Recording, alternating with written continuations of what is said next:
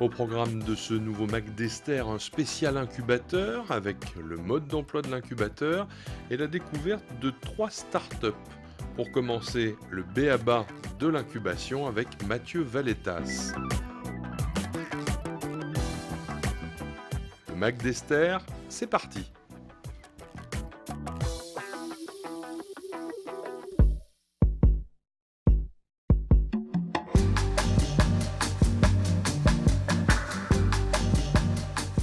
Depuis 2008, l'incubateur est intégré à Lavrul qui s'occupe de faire des contrats entre les entreprises et l'université. Donc aujourd'hui, l'incubateur est un service de Lavrul. Les profils sont très variés, même s'ils changent un peu ces derniers temps. On a des gens en reconversion professionnelle, on a historiquement des docteurs ou ingénieurs qui ont développé des technologies dans les laboratoires.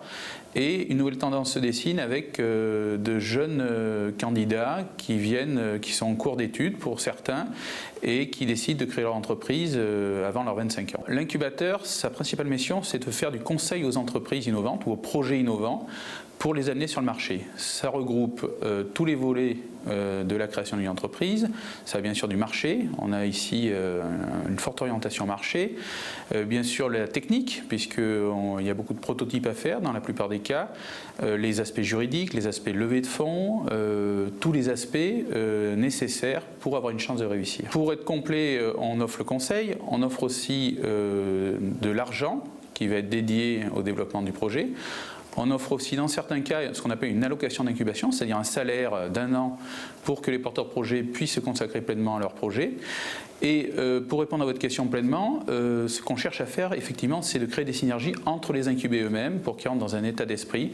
Certains d'ailleurs, à la fin, deviennent clients et fournisseurs l'un de l'autre. Donc c'est une centaine de projets accompagnés depuis 2000 qui ont donné lieu à 63 entreprises.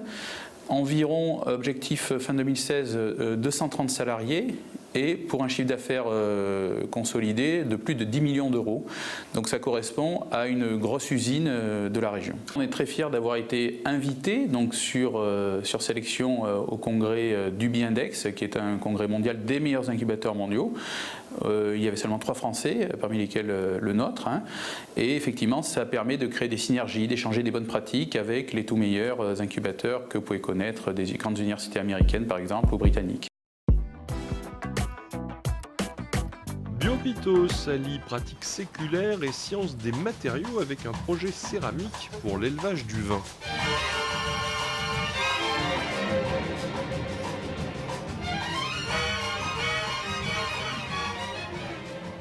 Biopitos, c'est un projet qui a pour but de fabriquer et de commercialiser des jarres céramiques destinés à l'industrie du vin et plus spécifiquement à l'élevage du vin. Donc le projet consiste à fabriquer des contenants qui auront la forme d'un œuf céramique destiné à être une alternative aux fûts de chêne, aux contenants bois type foudre ou à des cuves inox, cuves béton que l'on trouve dans l'industrie du vin. La nouveauté ici, c'est une nouveauté liée au process de fabrication. C'est un produit qui existe déjà effectivement, mais qui présente de nombreux problèmes de fissures, de casses, des jarres qui ne sont pas forcément uniformes, qui ne font pas toutes la même taille. Donc l'idée, c'est d'industrialiser le procédé de façon à maîtriser de A à Z la fabrication de ce type de produit. Et puis ça rentre aussi dans une démarche actuelle, c'est-à-dire d'une agriculture biologique et plus proche de la nature.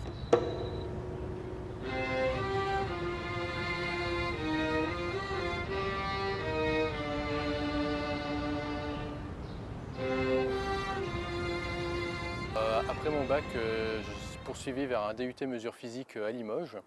Et c'est au cours de ce DUT que je me suis intéressé aux matériaux via une option en 2e année. Et toujours via cette DUT, j'ai découvert les écoles d'ingénieurs de Limoges et plus spécifiquement l'ENSI.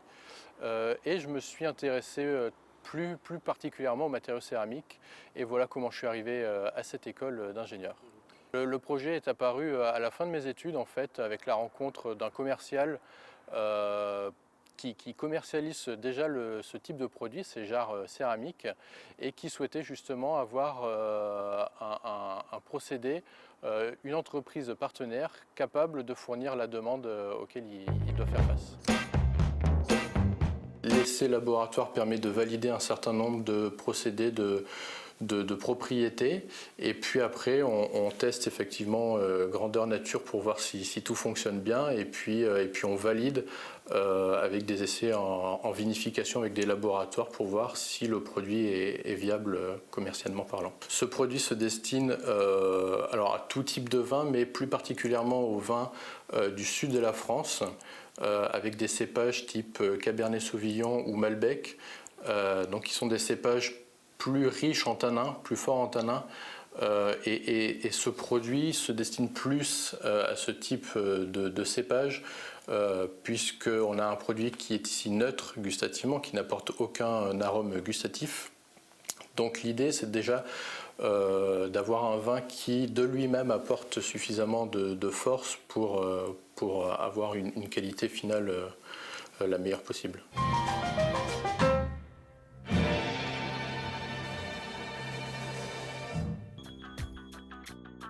À défaut de vos clés de voiture, savez-vous où sont les clés du tennis? Eh bien, Portman a la solution.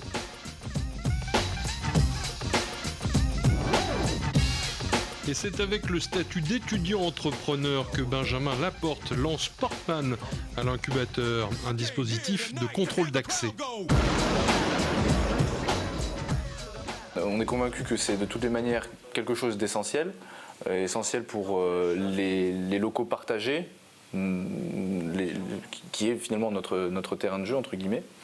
Et on se rend compte, à mesure qu'on en parle, à mesure qu'on le teste, parce qu'aujourd'hui on est en phase de test, que c'est réellement quelque chose qui risque d'apporter des services, on l'espère en tout cas.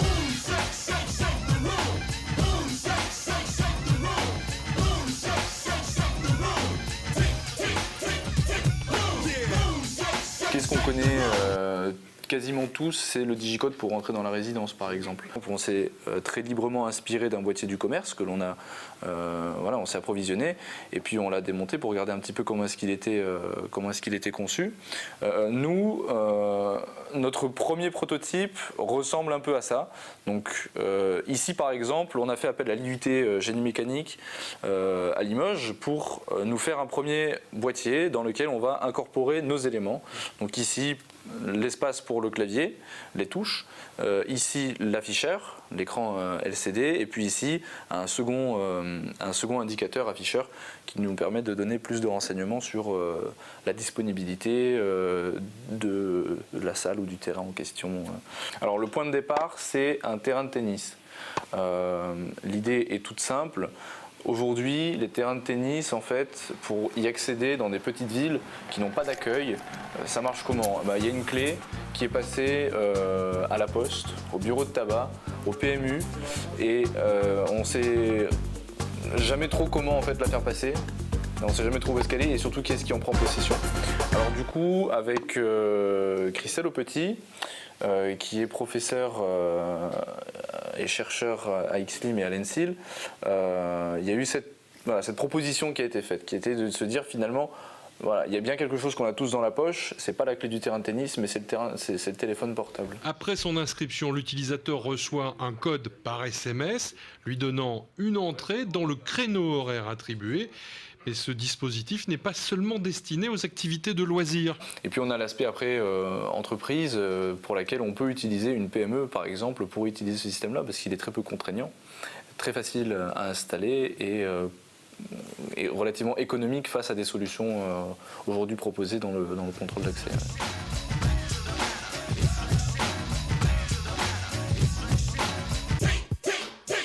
Le cheval, meilleur ami de l'homme, et encore plus grâce au travail d'Anthony de Marcos avec Ferlim. Ferlim est une des startups de l'incubateur qui se positionne entre le sport hippique et le high-tech. Donc c'est réaliser des fers à cheval qui sont innovants, c'est-à-dire améliorer la qualité de vie du cheval, améliorer son bien-être, ses performances, et également améliorer le travail des professionnels, c'est-à-dire les vétérinaires et maréchaux ferrants. Il n'y a pas eu de très grosse évolution. Depuis quelques années, on va dire les fabricants ont tendance à fabriquer donc des fers qui sont un peu plus légers, mais il n'y a pas eu de très grosse innovation dans ce milieu-là. L'innovation, donc, elle est double. Donc, nous avons ici, je vais vous présenter les types de fer que je fabrique. Donc ici, donc, la double innovation se caractérise par donc, un fer qui est sur mesure, donc adapté au sabot du cheval. Donc ici, nous avons pris l'empreinte du sabot. Ici, donc, nous avons fabriqué un fer qui est adapté à la forme du sabot.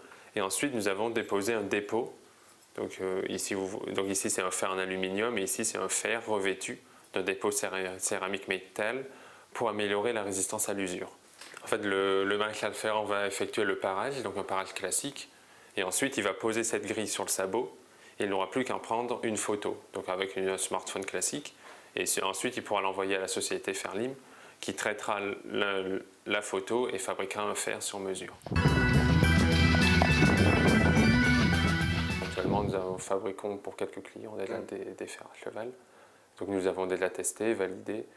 Et donc, en fait, nous avons déjà reçu quelques commandes Et donc le développement en fait, va passer aussi par l'embauche d'un commercial qui va développer la commercialisation des produits.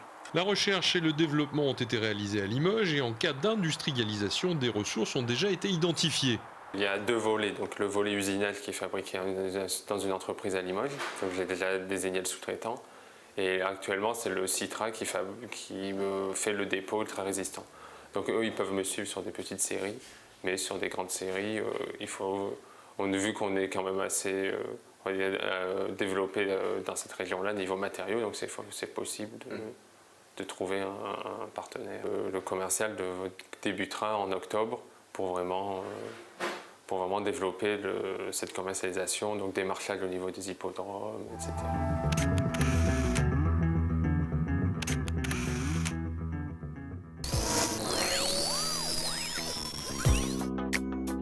Le MAC d'Esther, c'est déjà terminé. Rendez-vous dans un mois.